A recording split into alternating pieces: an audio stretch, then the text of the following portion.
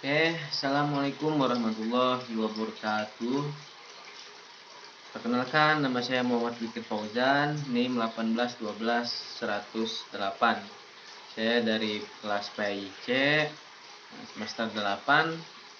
Saya membuat video ingin memenuhi tugas kompre. Yang pertama, mengenai karakteristik metode penelitian kuantitatif dan kualitatif. Berbicara metode adalah sebuah cara seperti itu. Penelitian orang yang sedang melakukan penelitian.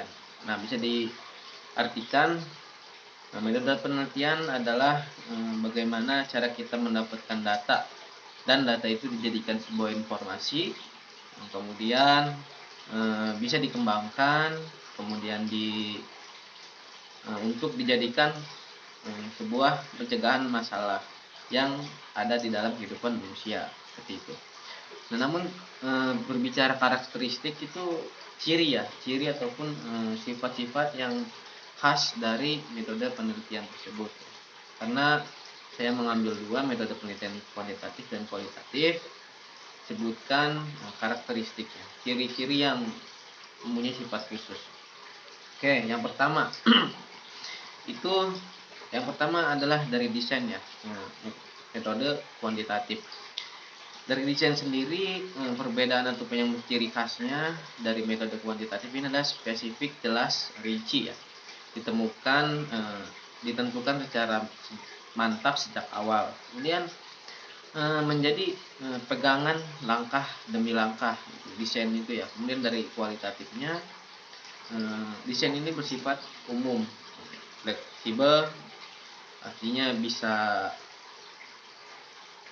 kesana kemari lentur, dan juga kemudian berkembang dan muncul dalam proses penelitian. Kemudian yang kedua adalah tujuan. Tujuannya ini menunjukkan hubungan antar variabel seperti itu.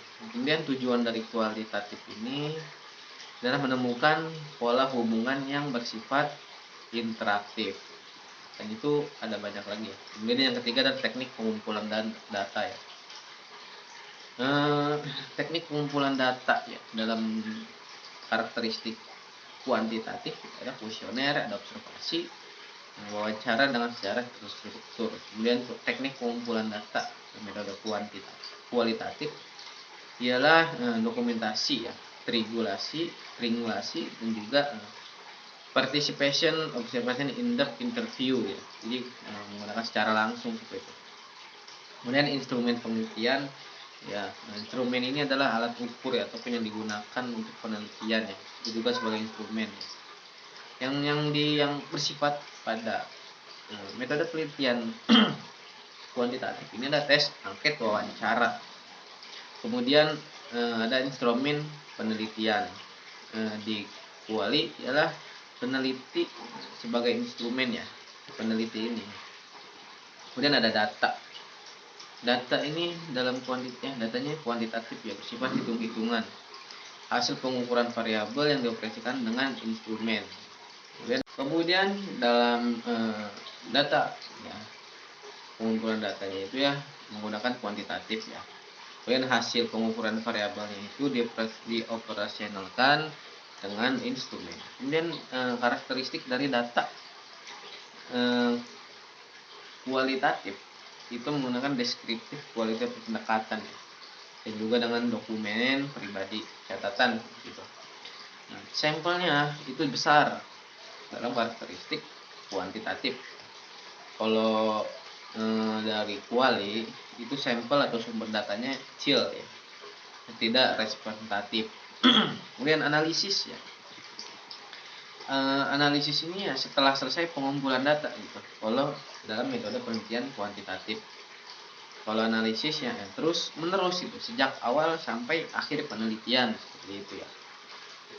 Dan hubungan dengan responden, metode kuantitatif ini mempunyai karakteristik ya, dibuat berjarak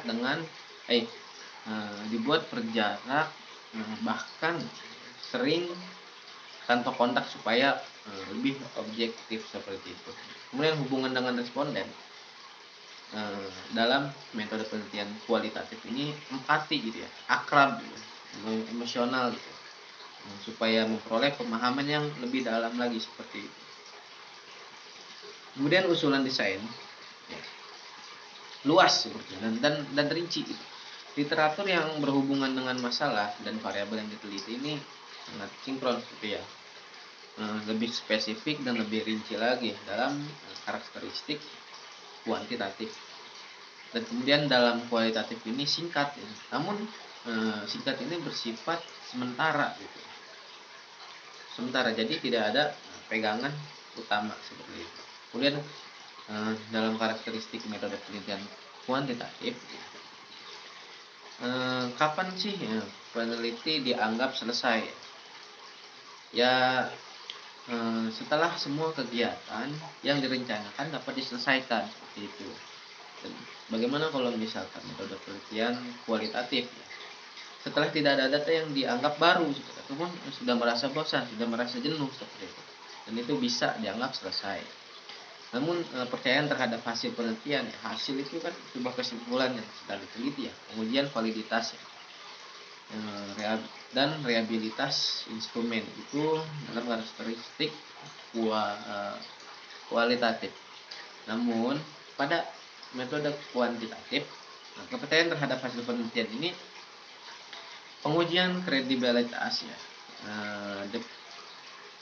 dependabilitas, proses dan hasil penelitian. Kemudian ada teknik analisis data ya.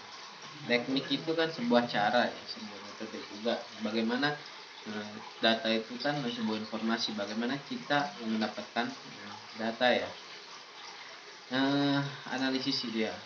Jadi secara umum ya, teknik analisis data adalah suatu metode ataupun cara untuk mengolah sebuah data menjadi informasi ya, sehingga data tersebut mudah untuk dipahami dan juga bermanfaat ya, entah itu untuk peneliti dan juga orang lain yang membacanya ya, dan juga untuk menemukan solusi sebuah permasalahan ya, terutama sebuah masalah tentang sebuah penelitian. Kemudian teknik pengumpulan data sama tadi seperti, cuman perbedaannya cara yang untuk digunakan teknik pengumpulan data gitu. Menurut Sugiono ya, arti teknik pengumpulan data adalah langkah yang paling strategis dalam penelitian gitu. Karena tujuan utama dari penelitian adalah mendapatkan data gitu. Kemudian bisa di apa ya, di lebih dipahami ataupun secara umum ataupun lebih dipahami kembali. Secara umum teknik pengumpulan data merupakan cara ya atau metode yang digunakan untuk mengumpulkan data seperti itu. Data yang akan diteliti. Artinya teknik pengumpulan data ini memerlukan langkah-langkah yang strategis dan juga sistematis untuk mendapatkan data yang valid, yang pas, sesuai dengan kenyataannya yang ada di lapangan seperti itu. Kemudian ada populasi dan sampel. Gulo ya, menurut Gulo menyebutkan populasi dapat diartikan sebagai keseluruhan dari satuan analisis yang merupakan sasaran penelitian seperti itu. Sedangkan sampel itu yaitu himpunan bagian atau subset dari suatu populasi ya. Dan kemudian bisa diperinci kembali secara umum, secara pengertian populasi adalah keseluruhan gitu ya, dari subjek penelitian. Artinya misalkan dalam 100% ya, itu 100% semuanya pun mahasiswa seperti itu ya.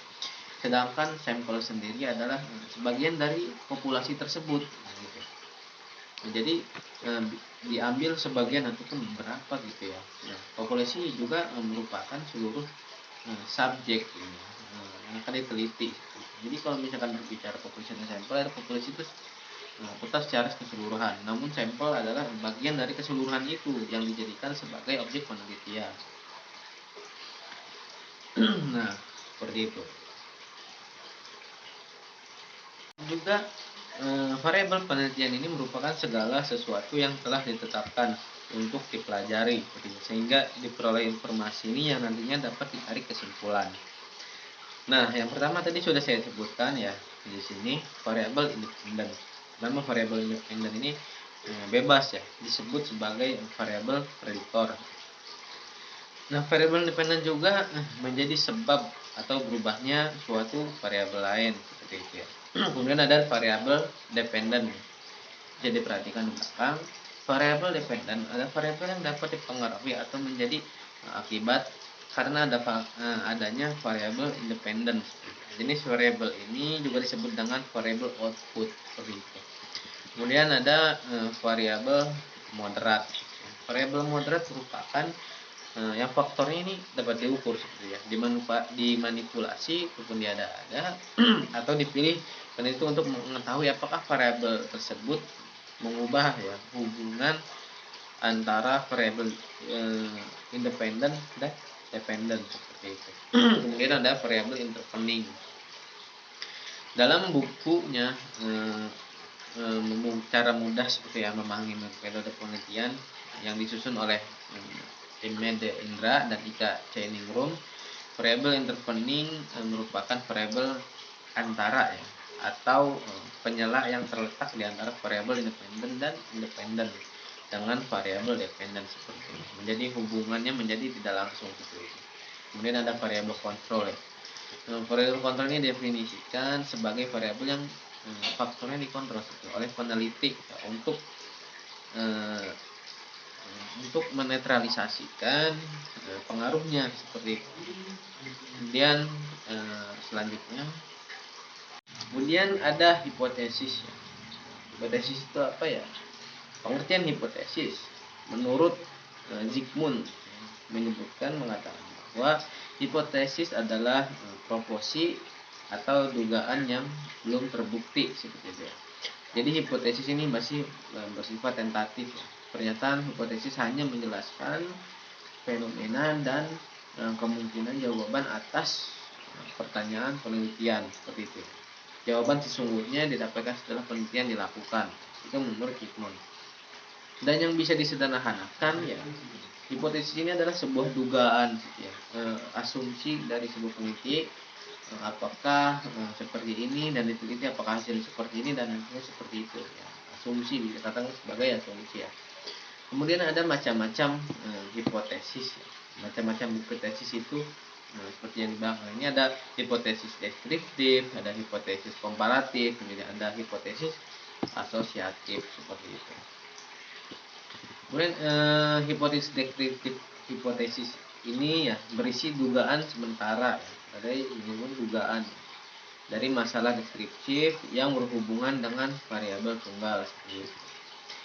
Hipotesis kemudian ada hipotesis komparatif ya, dugaan sementara ya, perbandingan dua variabel atau variabel penelitian gitu. Perbandingan dua variabel penelitian ya. Kemudian hipotesis asosiatif ya. Hipotesis ini adalah dugaan ataupun jawaban sementara atas hubungan dua variabel atau lebih gitu.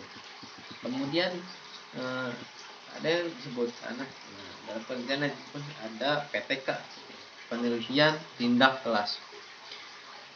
Menurut Kunandar, penelitian tindakan kelas seperti itu merupakan suatu kegiatan yang dilakukan oleh pendidik atau bersama-sama dengan orang lain berkolaborasi yang bertujuan untuk meningkatkan atau memperbaiki mutu proses pembelajaran seperti itu ya. Sederhananya PTK ini adalah kegiatan ataupun sebuah usaha yang dilakukan oleh tenaga didik ataupun bersama orang lain yang bekerja sama seperti itu untuk bagaimana kelas ini bisa mendapat menumbuhkan sebuah pembelajaran yang lebih nyaman seperti lebih aktif, lebih harmonis seperti itu. Cara ya usaha yang untuk bagaimana kelas ini mendapatkan pendidikan atau mutu pendidikan yang baik. Kemudian dalam sejarah PTK-nya sendiri ya. Pertama kali ini diperkenalkan oleh ahli psikologi seperti itu ya. Diperkenalkan oleh ahli psikologi Amerika ya, orang Amerika ya, yang bernama Kurt Lewin pada tahun 1946. Itu sejarahnya ya. Kemudian ada karakteristik penelitian tindak kelas. Karakteristik ini merupakan ciri ataupun sifat yang yang sudah menjadi sifatnya dari PTK ini. Nah, maksudnya karakteristik ini mempunyai pembeda antara dengan penelitian yang lain ya, punya ciri khas tersendiri nih dalam PTK ini. Yang pertama, PTK ini hanya dilakukan oleh guru-guru yang membawa proses pembelajaran itu perlu ya. Maksudnya biasanya dilakukan oleh guru-guru yang berprofesional seperti itu.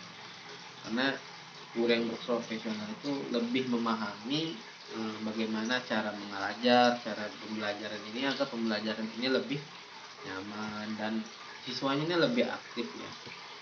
Dan juga bisa memiliki kemampuan, keahlian, keterampilan dalam bidangnya, bidang mengajar. Kemudian penelitian tindakan kelas ini ya, dilakukan hanya di kelas saja, sehingga yang dilakukan oleh siswa dengan gurunya ini lebih intens seperti itu. Dan kemudian bertujuan untuk memperbaiki pembelajaran seperti itu secara terus menerus. Misalkan tujuan PTK ini ya, ini untuk difokuskan untuk meningkatkan bagaimana siswa ini lebih aktif, meningkatkan pembelajaran yang lebih efisien, yang lebih bermutu lagi seperti itu. Kemudian ada PTK ini tidak secara diatur ya secara khusus untuk kepentingan penelitian semata, melainkan harus disesuaikan dengan program pembelajaran yang sedang berjalan di kelas tersebut. Dan itu ya dari karakteristik PTK. Kemudian ada R&D ya. Bisa disebut sebagai research and development. Menurut Guy, R&D atau bisa disebut research and development ini suatu usaha atau kegiatan untuk mengembangkan suatu produk yang efektif ya, untuk digunakan di sekolah dan bukan untuk menguji teori. Dan menurut Sugiono ada langkah-langkah penelitian pengembangan R&D ini ya. Ada 10. Pertama, potensi dan masalah. Yang kedua, pengumpulan data. Yang ketiga, desain produk. Yang keempat, validasi desain. Yang kelima adalah revisi desain, uji coba produk, kemudian ada revisi produk, uji coba pemakaian, revisi produk, dan produk asal. Jadi biasanya model R&D ini bagaimana kita menemukan sebuah produk yang mana produk ini bisa digunakan, diuji coba gitu ya, pada seseorang apakah produk ini bisa digunakan atau tidak. Dan kemudian yang terakhir ada abstrak. Dalam buku pedoman penulisan karya ilmiah FTK Unisema Banten tahun 2020 yang dikarang oleh Dekanat Unisema Banten Fakultas Teknik Keguruan. Abstrak ialah ikhtisar yang mencerminkan seluruh isi karya tulis ilmiah. Abstrak ditulis dalam satu paragraf 150 hingga 200 kata dan jarak antar baris satu spasi. Kemudian unsur-unsur ataupun komponen yang ada dalam abstrak ini ada nama, NIM, tahun sidang, serta judul karya tulis ilmiahnya. Gitu. Kemudian isinya yang ada dalam komponen itu, selain itu uraian singkat ya. Intinya uraian singkat seperti kesimpulan kalau bisa dibilang tujuan penelitian ini ya. Metodologi yang digunakan itu seperti apa dan hasil daripada penelitian. Mungkin cukup itu saja yang bisa saya sampaikan, kurang lebihnya mohon maaf. Assalamualaikum warahmatullahi wabarakatuh.